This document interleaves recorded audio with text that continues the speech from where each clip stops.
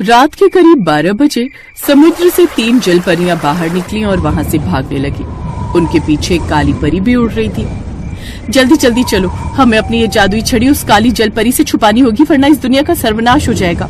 लेकिन वो काली परी तो हमारे पीछे ही पड़ गई है, आखिर हम चले भी तो चले कहाँ? ऐसा करते इस घने जंगल के अंदर घुस जाते हैं, इसमें कोई गुफा होगी, उसी गुफा में हम लोग चले जाएंगे। तीनों उस काली परी को चकमा देकर जंगल के अंदर किसी गुफा में घुस गई। ये तीनों कहाँ चली गई? खुद को जादुई जल परियां कहती है और मुझसे डर गई। मुझे किसी भी कीमत पर उनकी जादुई छड़ी चुरानी होगी और उसके बाद मैं इस पूरे संसार पर राज करूंगी, सबको अपना गुलाम बना लूंगी। काली परी उन्हें इधर उधर आसमान में ढूंढती रही पर वो कहीं नहीं मिली। दूसरी तरफ तीनों जल परियां एक गुफा के अंदर थी। हम लोग ज्यादा देर तक उस काली परी से नहीं छुप सकते, वो हमें किसी न किसी तरह ढूंढ ही निकालेगी। ऐसा करते इस जादुई छड़ी को हम एक बच्ची के रूप में बदल देते हैं। हाँ, ये सही रहेगा बहन। दोनों चुपके से बाहर निकली। बाहर निकलकर तीनों ने उस जादुई छड़ी को जमीन पर रखा और अपने जादू से उसे एक छोटी सी प्यारी बच्ची बना दिया। तभी अचानक आसमान में काली परी उन्हें चमकती हुई दिखाई दी। मुझे लगता है काली परी हमारे पास पहुंचने वाली है। तीनों परियां उस बच्ची को छोड़कर वहां से भाग गई। थोड़ी दूर पर एक नदी थी और नदी के अंदर ही वो तीनों समा गई। अभी तो ये तीनों यहीं कहीं भटक रही थी, अचानक कहाँ चली गई? आखिर कब तक बचोगी तुम तीनों मुझसे? वो छोटी सी बच्ची उसी जंगल में पड़ी रही। सुबह सुबह एक गरीब किसान वहाँ लकड़ी काटने आया तो उसकी नजर उस बच्ची पर पड़ी। कितनी प्यारी बच्ची है ये। कौन इतनी प्यारी बच्ची को यहाँ छोड़कर चला गया? जब पाल नहीं सकते तो पता नहीं पैदा ही क्यों कर लेते। मोहन ने उस बच्ची को अपनी गोद में ले लिया। गोद में आते ही वो मुस्कुराने लगी। कितनी प्यारी मुस्कुराहट है इसकी मुस्कुराहट से तो मैं अपने सारे दुख दर्द भूल गया। मैं इसे ममता के पास लेकर जाता हूँ, वो बहुत खुश हो जाएगी। मोहन अपना सारा काम धंधा छोड़कर उस बच्ची को अपनी झोपड़पट्टी के अंदर ले आया। ये किसकी बच्ची उठा लाए तुम? बच्चा चोर बन गए तुम बच्चे की चाह में। ममता, हमारी कोई संतान नहीं है, इस बात का असर तुम्हारे दिमाग पर हो गया है। कैसी पागलों वाली बातें कर रही हो? ये बच्ची मुझे जंगल में पड़ी मिली, न जाने कौन छोड़ गया था इसे। अच्छा, कितनी प्यारी बच्ची है ये, लाओ मुझे दो। ममता ने उसे अपनी गोद में ले लिया। दोनों पति पत्नी उस बच्ची के साथ खेलने लगे। वो बच्ची भी खुश थी। कहते हैं ऊपर वाला जब देता है तब छप्पर फाड़ कर देता है। ये तो बिल्कुल परी लग रही है, इसकी आंखें तो देखो। हाँ ममता, मुझे भी कुछ अजीब लग रहा है। एक अनजान आदमी की गोद में आकर इस बच्ची को रोना चाहिए। ये बेचारी वहाँ अकेले जंगल में पड़ी थी, फिर भी मुस्कुरा रही थी। मुझे तो लगता है ये किसी परी की संतान है। किसी की भी संतान हो, आज से ये हमारी संतान है। अगर इतनी ही फिक्र थी तो इसे छोड़कर क्यों जाती? फिर एक रोज वो तीनों जादुई जल परियां मोहन के घर के ऊपर से गुजर रही थी तो उनकी नजर उस बच्ची पर पड़ी। वो देखो, हमारी जादुई छड़ी उन दोनों के पास है। चलो इनसे हम अपनी जादुई छड़ी छीन लेते हैं। इसको ये लोग बच्ची समझकर प्यार कर रहे हैं, ये गलत है। तीनों जल परियां नीचे की तरफ उतरने लगी। तभी अचानक उनके बिल्कुल सामने काली परी आ गई। बहुत सालों बाद मिली हो, लेकिन आज मैं तुम तीनों को छोड़ूंगी नहीं। जल्दी से बताओ तुम्हारी जादुई छड़ी कहाँ है? तीनों जल परियों ने एक दूसरे की तरफ देखा। अचानक वहाँ से भागने लगी। काली परी भी पीछे पीछे भागने लगी। भागते भागते तीनों फिर से नदी के अंदर चली गई। ये तीनों जल परी होने का कुछ ज्यादा ही फायदा उठाती हैं। जब देखो तब नदी के अंदर घुस जाती हैं। मैं नदी के अंदर जा नहीं सकती। मैं ठहरी आसमान की परी, लेकिन कब तक बचेंगी ये? जल्दी मेरे हाथ लगेगी। ऐसे ही समय बीतता गया और वो बच्ची 5 साल की हो गई।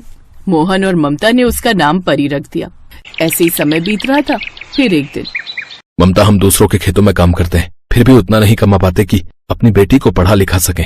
हमारे पास तो खाने के भी लाले पड़े रहते हैं। आप दिन रात मेहनत करते हैं, फिर भी सफलता नहीं मिलती। परी ने उन लोगों की बातें सुन ली। परी बेटा, तुम जाकर बाहर खेलो, मैं तुम्हारे पापा से कुछ बातें कर रही हूँ। मुझे पता है आप दोनों क्या बातें कर रहे हो। देखते ही देखते परी की आंखों से एक पीले रंग की रोशनी बाहर निकलने लगी। उसकी आंखों से सोने के सिक्के झड़ने लगे। देखते ही देखते उनका घर सोने का महल बन गया।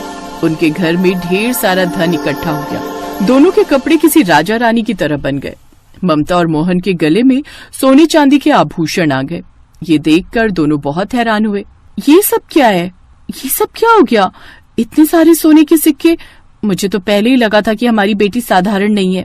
हमें अपनी बेटी को छुपाकर रखना होगा, वरना किसी गलत हाथों में लग गई तो लोग इसका फायदा उठाएंगे। बेटी तो हमें छोड़कर कभी जाएगी तो नहीं ना?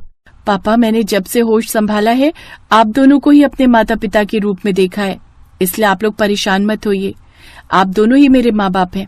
आपको छोड़कर मैं कहीं नहीं जाने वाली, लेकिन आज के बाद आपकी सारी समस्याएं खत्म। उन लोगों की ये सब बातें आसमान से काली परी ने सुन ली।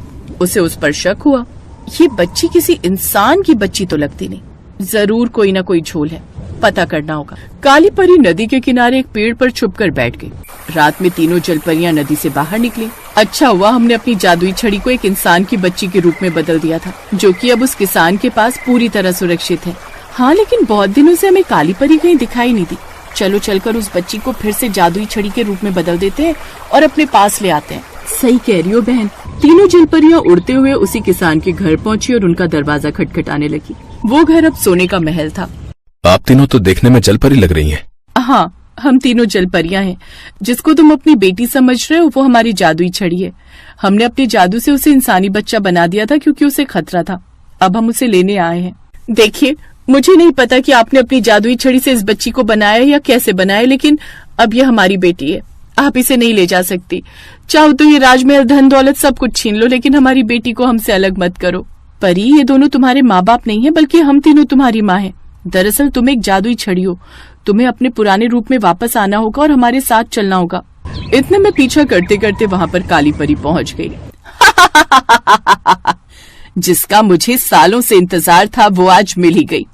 परी बेटा, आज के बाद तुम मेरे साथ रहोगी, फिर मैं पूरी दुनिया पर कब्जा कर लूंगी। तुम सब लोग आपस में ही फैसला कर लो कि मुझे किसके साथ रहना है, किसके साथ नहीं। कोई मुझसे भी तो पूछ लो। तुम्हारी अब यहाँ एक नहीं चलने वाली बेटी। देखो मेरा कमाल। काली परी ने अपने जादू से मोहन की बेटी परी को चारों तरफ से रस्सी से बांध दिया। शायद तुम भूल गई, जो जादू तुम यहाँ दिखा रही हो उसी जादू में मैं अपनी जिंदगी बिता रही हूँ। मैं खुद जादुई छड़ी हूँ। अब तुम देखो मेरा कमाल। परी ने जादू से सबसे पहले खुद को आजाद किया और उसके बाद काली परी को बंदी बना दिया। रुको रुको, ये तो कुछ भी नहीं। अब मैं तुम्हें इस अस्तित्व से ही गायब कर देती हूँ। बहुत परेशान कर रखा है तुमने सबको। इसके बाद परी ने अपने मुंह से एक फूंक मारी, जिससे काली परी धुआं बनकर गायब हो गई। जो काम आज तक हम जलपरियां नहीं कर पाई वो काम तुमने कर दिया बेटा। अब मजबूरन हमें तुम्हें फिर से जादुई छड़ी बनाकर अपने साथ ले जाना होगा। मैं अपने माँ बाप को छोड़कर नहीं जा सकती। परी ने जादू से एक जादुई छड़ी प्रकट की और उन तीनों जलपरियों को दे दिया। ये लो अपनी जादुई छड़ी। अब मैं एक साधारण लड़की बन गई हूँ। ठीक है बेटा, अब तुम इनके साथ रह सकती हो।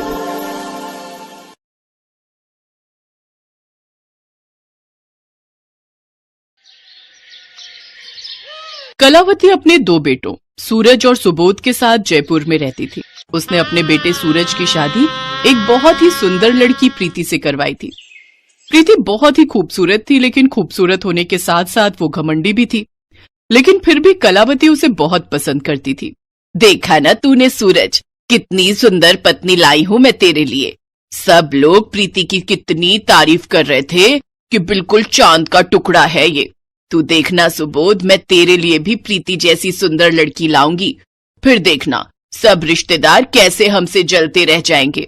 लेकिन माँ, रंग से क्या फर्क पड़ता है? इंसान का मन सुंदर होना चाहिए। चुप कर तू, तुझे कुछ नहीं पता। बाहरी सुंदरता कितनी जरूरी है आज के जमाने में, और माँ सुंदर होगी तभी तो आने वाला बच्चा भी सुंदर होगा। ऐसे ही कुछ समय बीत जाता है।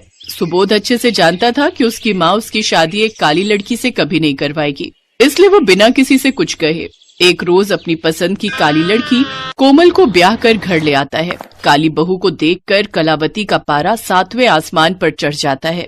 हे भगवान, ये किस काली अमावस्या को उठा लाया तू? मेरे तो नसीब ही फूट गए। अब तो सब मोहल्ले की औरतें हंसेंगी मुझ पर। ना जाने क्या कर्म किए थे जो ये कल्लो पल्ले पड़ गई। ये सुनकर नई बहू को बहुत बुरा लगता है, लेकिन अपने बेटे की खुशी की खातिर वो उस काली बहू को अपने घर में रख लेती है। ऐसे ही समय बीतता है। कोमल भले ही काले रंग की थी, लेकिन वो सर्वगुण संपन्न थी। लेकिन कोमल के काले रंग के आगे कलावती को उसके सभी गुण भी बेकार ही लगते थे। कुछ दिन बाद कलावती की ननद के बेटे की शादी थी। सब लोग उसकी तैयारी में लगे हुए थे। प्रीति बहू, तू तो शशि की शादी में कोई सा भी रंग पहन, तुझ पर तो हर रंग खिलता है। लेकिन तू काली बहू, जरा ढंग के कपड़े पहन कर जाना और अच्छे से तैयार होना। वहाँ सब रिश्तेदार आएंगे, मेरी नाक मत कटवाना। अपने इस काले रंग को लीपा पोती से जितना ढक सको ढक लेना। कलावती की आदत थी वो अपनी बड़ी बहू प्रीति और कोमल दोनों में ही फर्क करती थी। और इस बात से कोमल हमेशा दुखी रहती थी। अगर मेरा रंग काला है, इसमें मेरी क्या गलती है? मैंने कभी भी इस घर की अच्छी बहू होने में कोई भी कसर नहीं छोड़ी। उसके बाद भी प्रीति भाभी को इतना सम्मान मिलता है और मुझे इतना नीचा दिखाया जाता है। अगले दिन सब शादी में पहुंचते हैं। प्रीति भाभी, मेरी एक हेल्प करो। सोना भराई की रीत के वक्त आप कोशिश करना कोमल भाभी कैमरे में ना आने पाए, नहीं तो मेरी शादी की सारी एल्बम की फोटोज और शादी की वीडियोस खराब हो जाएंगी। चिंता मत करो देवर जी, मैं उसे आपकी घोड़ी के आसपास भी नहीं फटकने दूंगी। प्रीति भाभी, वो बुआ जी ने देवर जी के लिए सूरमा भराई रस्म के लिए भेजा है, देवर जी लगवा लेते। प्रीति भाभी, मेरे लिए जरा एक गिलास पानी मंगवा देते। कोमल, जरा देवर जी के लिए एक गिलास पानी ले आओ। कोमल को पानी लेने भेजकर प्रीति बारात की भीड़ में रस्म पूरी करके सब रिश्तेदारों के साथ फोटो खिंचवाती है। इतनी देर में कोमल आ जाती है और उसकी आंखें आंसुओं से भर आती हैं। अब मेरे पैर में थोड़ा दर्द है, मैं बारात के साथ चल नहीं पाऊंगी। मैं सोच रही थी गाड़ी में बैठ जाती हूँ। कोमल अपने आंसुओं को छुपाए गाड़ी में बैठ जाती है। अब तो कोमल रोजाना इन सब बातों से बहुत दुखी रहने लगी थी। एक सुबह, माँ जी, मैं जरा बाजार होकर आती हूँ, मुझे कुछ जरूरी सामान लाना है। घर से बाजार के लिए निकल तो आई हूँ, पर वापस घर जाकर दोबारा सबके ताने सुनने की अब मुझ में हिम्मत ही नहीं रह गई है। कुछ समझ नहीं आ रहा क्या करूँ। काले रंग से मुक्ति पाओ, गोरे होकर यहाँ से जाओ, ये कैसे हो सकता है? देखूं क्या एक बार? ये तो कोई दर्पण की दुकान दिखाई पड़ती है, हर तरफ दर्पण ही दर्पण है। आओ, माया की पोटली में सब कुछ मिलेगा। आपने वो बाहर कुछ लिखा हुआ था, क्या वो सच है? काली से गोरी कर दूंगी मैं तुम्हारी काया, नाम है मेरा माया। तुम्हें काला रंग पसंद नहीं क्या? नहीं, मुझे अपने इस रंग से बहुत प्यार है, पर मेरी सासू माँ और जेठानी मेरे काले रूप रंग का मजाक उड़ाती हैं। मैं तंग आ गई हूँ, मुझे भी सुंदर और गोरा रूप चाहिए, मेरी मदद करो। ठीक है, तो मैं तुम्हें जादुई दर्पण में भेज देती हूँ, पर एक बात याद रखना, इस जादुई दर्पण का जादू हर अमावस्या की रात के लिए समाप्त हो जाया करेगा। यदि उस रात तुम्हें किसी ने देख लिया तो उसके बाद दोबारा तुम कभी भी गोरा रंग नहीं पा सकोगी, तुम फिर से काले रूप रंग में आ जाओगी। माया कोमल को जादुई दर्पण के अंदर भेज देती है और कुछ देर बाद वो उसे वापस बुलाती है और देखते ही देखते कोमल का काला रंग गायब हो जाता है और कोमल गोरे रंग की बन जाती है। ये मैं हूँ? मुझे तो यकीन ही नहीं हो रहा है, मैं इतनी सुंदर बन गई। अब तो मेरा मुकाबला कोई नहीं कर पाएगा। सासू माँ और जेठानी जी तो देखती रह जाएंगी। आपका बहुत बहुत धन्यवाद माया जी, मैं आपका ये एहसान कभी नहीं भूलूंगी। माया के जादुई दर्पण से गोरा रंग रूप पाकर कोमल बहुत खुश हो जाती है। सारे मोहल्ले वाले भी उसे देखकर हैरान रह जाते हैं। ये कलावती जी की बहू कोमल है ना? ये सुंदर कैसे बन गई? इसका रंग तो बहुत काला था, पर ये तो बहुत ही गोरी हो गई, जैसे अभी दूध से नहाकर आई हो। सचमुच बहन, ये तो मानो चांदी सी गोरी हो गई है, जैसे कोई चमत्कार हो गया हो। उल्टे तवे जैसी काली थी, पर इसे देखकर तो लगता है पूरे मोहल्ले में इससे सुंदर कोई है ही नहीं। नमस्ते आंटी जी, पहचाना मुझे? मैं कोमल हूँ, इतने हैरान होकर क्यों देख रहे हो? कोमल घर के अंदर जाती है। हाँ जी, किससे मिलना है? आप कौन है? ये इतनी सुंदर औरत कौन है, जरा देखो तो। माँ जी, मैं कोमल हूँ, आपने मुझे पहचाना नहीं? कोमल, तू इतनी सुंदर कैसे हो गई? और तेरा रंग गोरा कैसे हो गया? तू बाजार गई थी या दूसरे लोग से दोबारा जन्म लेकर आई है? कोमल, आखिर कौन सा चिराग का जिन्न मिल गया जिसने तुम्हारी काया ही बदल दी? आप लोगों को आम खाने से मतलब है या गुठलियां गिनने से? जब काला रंग था तब आप लोग परेशान थी, आज जब मेरा रंग गोरा हो गया है, मैं सुंदर हो गई हूँ, तब आप दोनों को परेशानी है। वैसे मैं ऑलरेडी बहुत थक गई हूँ, अब मेरा दिमाग खराब मत कीजिए। और हाँ प्रीति भाभी, जब आप पुलाव बनाओगी तो थोड़े मटर ज्यादा डाल देना। पता नहीं आजकल आपको मटर छिलने में इतना आलस क्यों आता है। माँ जी, जरा मेरी साड़ी प्रेस कर दीजिएगा, मुझे शाम को एक पार्टी में जाना है। ये कोमल बहू ही है ना? कहीं उसकी जगह कोई दूसरी तो नहीं आ गई जिसके मुंह से आवाज नहीं निकलती थी? आज तो वो 7वें आसमान पर चढ़ गई है। और ये बाहर लोगों की भीड़ क्यों लगी हुई है? क्या काम है आप सबको? मैंने सुना है आपकी बहू काली से गोरी बन गई है। हमें भी तो दिखाइए, आपकी बहू ने ऐसा कौन सा उपटन लगाया है कि कुछ ही घंटों में वो इतनी सुंदर बन गई।